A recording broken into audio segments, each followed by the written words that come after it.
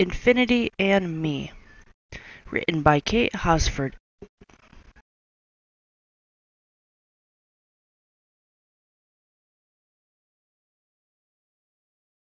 The night I got my new red shoes, I couldn't wait to wear them to school. I was too excited to sleep, so I went outside and sat on the lawn. When I looked up, I shivered. The sky seemed so huge and cold. How many stars were in the sky? 1,000,000? 1,000,000,000? Maybe the number was as big as infinity. I started to feel very small. How could I even think about something as big as infinity? At the next day, I asked my friend Charlie how he imagines infinity. "That's easy, Uma," he said. "It's a giant number that keeps growing bigger and bigger forever." I thought about trying to write that number down. Even if I lived forever, I would never finish. I went to get ice cream after school with my best friend Samantha. "Sam," I asked her, "when you think about infinity, what do you see?" "I see the infinity symbol," she said. "It kinda looks like an 8 that fell over and took a nap. If it were a racetrack, I could drive around it forever." Samantha made me feel a little better. Writing this symbol wouldn't take long at all. I traced a napping 8 in the dirt with my shoe.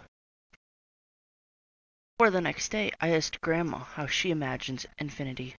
She smiled at me. "I like to think about a family. First you have great-grandparents, then grandparents, then parents, children, grandchildren, great-grandchildren. It could go on forever." I couldn't really imagine that many people in one family, but I did realize something. It was hard to think about infinity without talking about forever. I also realized something else. Not one person had noticed my new red shoes, not even Grandma, who usually notices everything. I looked down to make sure they were still shiny. Then I started to wonder, what would I like to do forever? At first, I thought I might like to have recess forever. But if there's no school before recess and no school after recess, is it really recess anymore? Maybe I'd like to be 8 forever. But I didn't know if my Samantha would still want to be my best friend when she was 85 and I was 8. Maybe I could lick an ice cream cone forever. But what if my tongue started to hurt?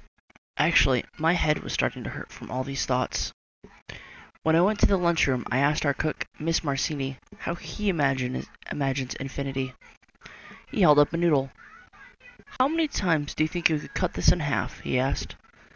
I cut it in half 6 times, but then it got too small and I was afraid I might cut my finger instead of the noodle. "In your mind," Mr. Marcini said, "could you cut that tiny piece of noodle in half forever?"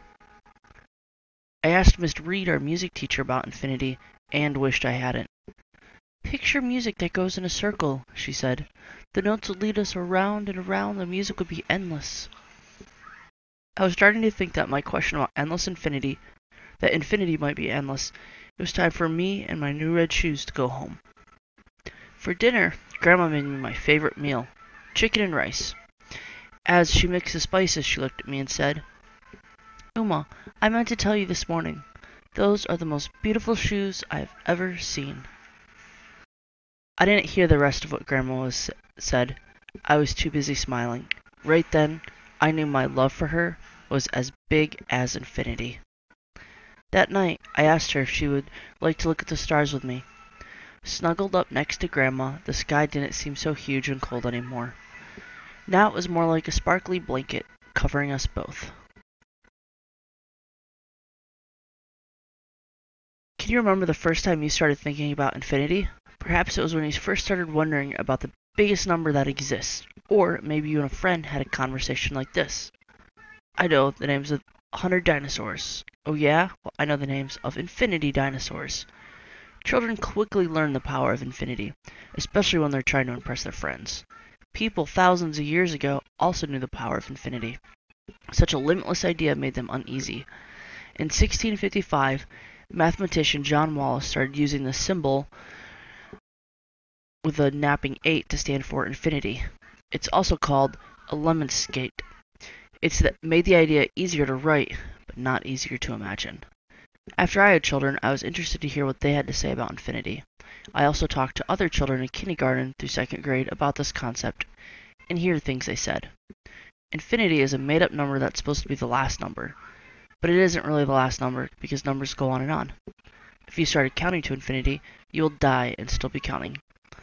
It's an expression that means a number that goes on forever. A number no one can believe. Infinity is no one can count it. All of these responses were so smart and thoughtful. These children understood that the infinity is an idea that can also act as a number. They also understood that infinity doesn't behave in the same way that other numbers do. For instance, you could add to infinity or subtract from it, but it will still be infinity, which, as one student said, hard to believe. The children I interviewed also thought that about infinity in other creative ways. Infinity is when you ask what's outside the galaxy and then outside of that, and on and on. Infinity is on Earth because new people keep being born. Infinity is a journey around the Earth on a plane that goes forever. Why is the idea of infinity so important? People who study math, astronomy, physics, philosophy, and religion all use it in different ways. Infinity asks us to help us to think about questions like, what's the size of the universe? How many points are on a line? Can you love someone? Your love for someone last forever? In this book, Uma listens to everyone else's definition of infinity. Then she comes up with one that's right for her. My challenge is to you to find your own way to imagine this idea.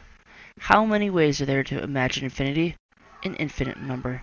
Just close this book and begin. The end.